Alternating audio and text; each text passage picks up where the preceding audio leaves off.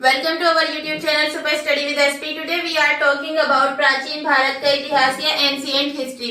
इस वीडियो में हम प्राचीन भारत के इतिहास का जब हम अध्ययन करते हैं तो हम किन किन सोर्स या किन किन स्रोत से अध्ययन करते हैं उसके बारे में बात करते हैं।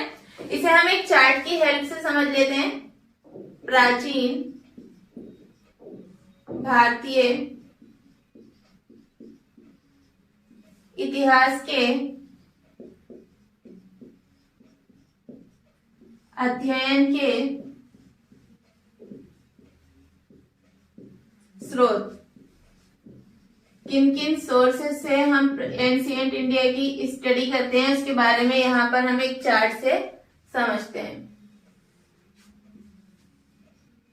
यहाँ पर हम देखते हैं पुरातात्विक स्रोत, पुरातात्विक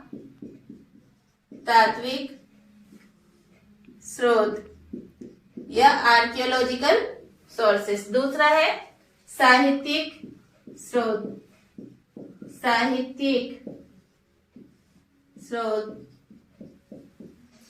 साहित्यिक स्रोत को हम टू पार्ट्स में और डिवाइड कर सकते हैं। एक तो इंडिया का जो साहित्य है, इंडिया का लिटरेचर, और दूसरा विदेशों का भारतीय साहित्य, भारतीय साहित्य, और दूसरा है विदेशी साहित्य, विदेशी साहित्य। अब हम सबसे पहले बात करते हैं पुरातात्विक स्रोत के बारे में। आर्कियोलॉजिकल सोर्सेस में क्या क्या आता है उसे हम देख लेते हैं। सबसे पहले देखते हैं अभिलेख। यहाँ पर हम सिर्फ समझ रहे हैं, इनके बारे में डिटेल से बात नहीं कर रहे, एक चार्ट से केवल इसे समझ रहे हैं। दूसरा है स्मारक या भवन, स्मारक। तीसरा सिक्के, मूर्तियां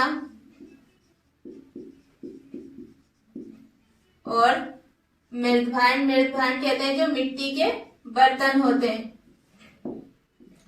मोहरे, मनके, मोहरे या मनके। जब सामान एक्सपोर्ट इंपोर्ट होता था तो उन पर जो मोहर लगाई जाती थी उसे भी इसी में इंक्लूड किया जाता है। और जैसे इसमें चित्रकला वगैरह से रिलेटेड और भी बहुत सारी चीजें आती हैं।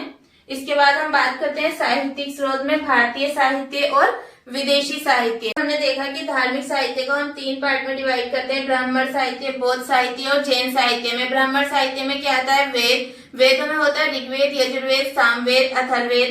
उसके बाद आता है ब्राह्मण ग्रंथ। ब्राह्मण ग्रंथ में आते हैं ऐत्रेय, कौशितकी, गोपद। उसके बाद आरण्यक, उपनिषद, वेदांग, षट्दर्शन, पुराण, स्मृति, ये सारे ब्राह्मण साहित्य में आते हैं। इसके बाद हम बात करते हैं बौद्ध साहित्य के बारे में।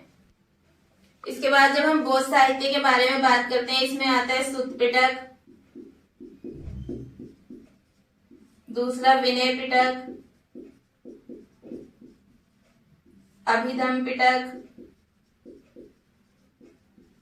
और इससे अलग भी कुछ और होते हैं जैसे मिलिंद पन्हो। और यहाँ पर देख लेते हैं वेद, आरण्यक, उपनिषद। इसके बाद आता है षट्दर्शन, पुराण।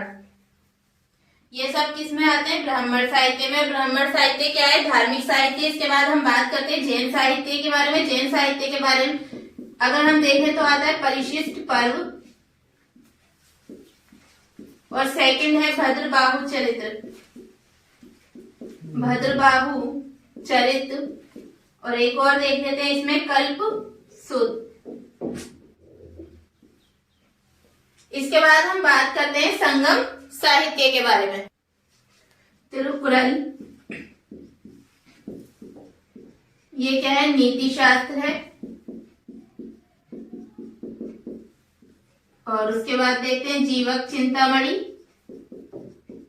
जीवक चिंतामणि। फिर है शिल्पाधिकारम, शिल्पाधिकारम। जीवक चिंतामणि, शिल्पाधिकारम और मणिमेखले, ये तीनों क्या है? महाकाव्य। शिल्पाधिकारम और एक और लिख देते हैं यहाँ पर मणिमेखले,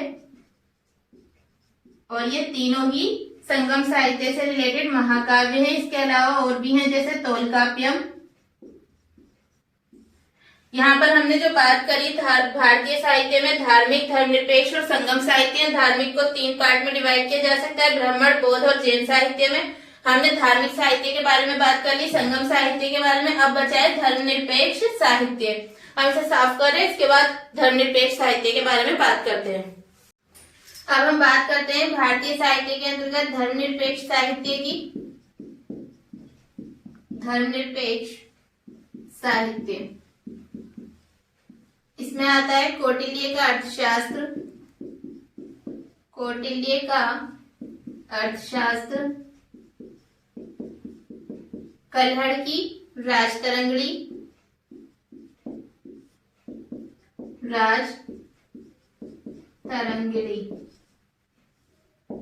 विशाखदत्त की मुद्रा राक्षस,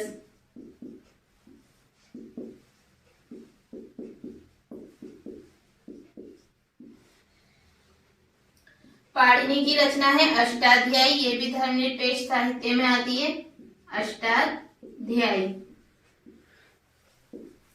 इसके अलावा जो कालिदास की रचनाएं हैं, कालिदास की, उनमें है अभिज्ञान शाकुंतलम, मालविकाग्निमित्र, अभिज्ञान शाकुंतलम, और है मालविकाग्निमित्र, मेघदूत, रघुवंश। ये सब कालिदास की रचनाएं हैं। तो ये सारी किसमें आती है? धर्मनिरपेक्ष साहित्य के अंतर्गत। अब हम बात करते हैं विदेशी साहित्य की। विदेशी साहित्य को हम 3 पार्ट में डिवाइड कर देते हैं, रोम और यूनान के लेखक, चीनी यात्री और अरब यात्रियों का विवरण। अब सबसे पहले बात करते हैं रोम और यूनान के लेखकों के बारे में। इसमें आता है मेगास्थनीज। मेगास्थनीज की रचना है इंडिका, मेगास्थनीज, टॉलमी, अरिस्टोबुलस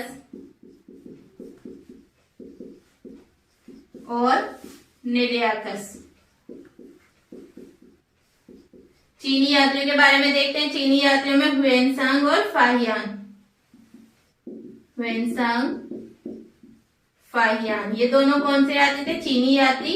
इन्होंने इंडिया के बारे में जो भी लिखा उससे इससे हमें कहाँ का पता चलता है? प्राचीन भारतीय इतिहास का। अरब यात्रियों का विवरण देखें तब इसमें आता है अबू रिहान।